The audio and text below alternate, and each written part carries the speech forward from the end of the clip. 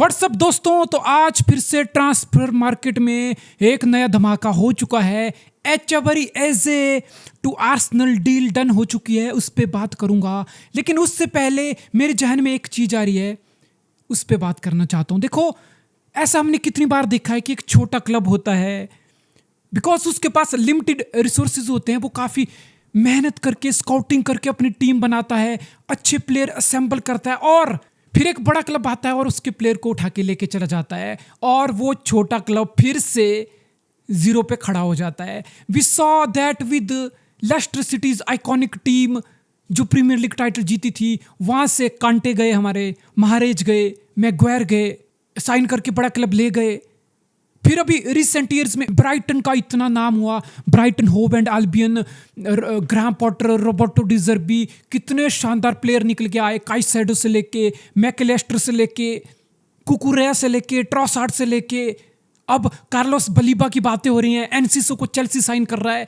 और फिर एक और पैटर्न है जो हम इस साल देख रहे हैं। फॉर एग्जाम्पल बॉर्नेमाउथ पिछले 2-3 साल की वन ऑफ द जबरदस्त team outside top 6, that's Bournemouth for you करके चला गया।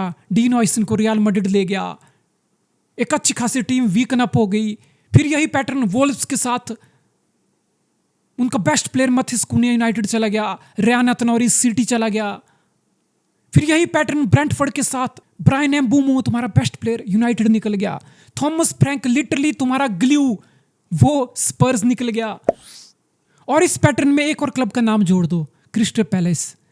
पिछले साल Olise one of the best player चला गया, बॉलर। इस साल तुम्हारा लिटरली बेस्ट प्लेयर एचेवरी एजे तुम्हें छोड़ के जा रहा है। तो ये छोटे क्लब की कहानी है कि स्काउटिंग करो, लिमिटेड रिसोर्सेज के साथ अच्छी खासी टीम बनाओ, बड़ा क्लब आएगा उठा के लेके चले जाएगा। ऑब्वियसली मैं कोई ब्राइटन को, बॉर्नेमाउथ, वोल्व्स, क्रिस्टल पैलेस या ब्रेंटफोर्ड को कोई बेचारा साबित नहीं कर रहा हूँ कि भाई अरे बेचारा लूटपाट कर दी इनके साथ। नहीं भाई, बिजनेस ट्रांजैक्शन है। अगर कोई क्लब बाय कर रहा है तो इसलिए कर रहा है क्योंकि कोई क्लब बेच भी रहा है।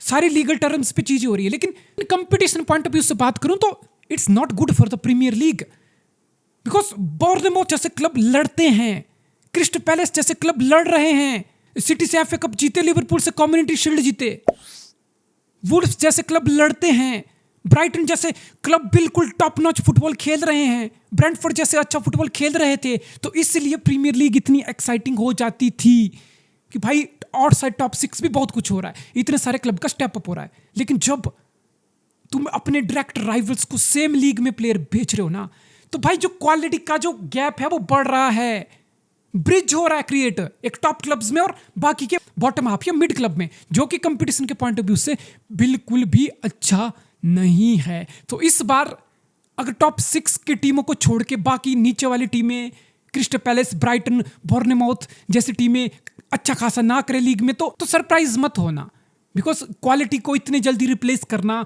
लिमिटेड रिसोर्सेज के साथ वो लाइक दिस नहीं होता। ये लग्जरी हमेशा टॉप क्लब के पास रहती है कि भाई कोई नहीं, एक साइनिंग फ्लॉप होगी तो 80 का हॉयलैंड फ्लॉप हो गया तो 90 का सेस्को आ गया। 1 बिलियन से प्रोजेक्ट नहीं बन रहा तो 400-500 मिलियन और ठोक दो चेल्सी की तरह।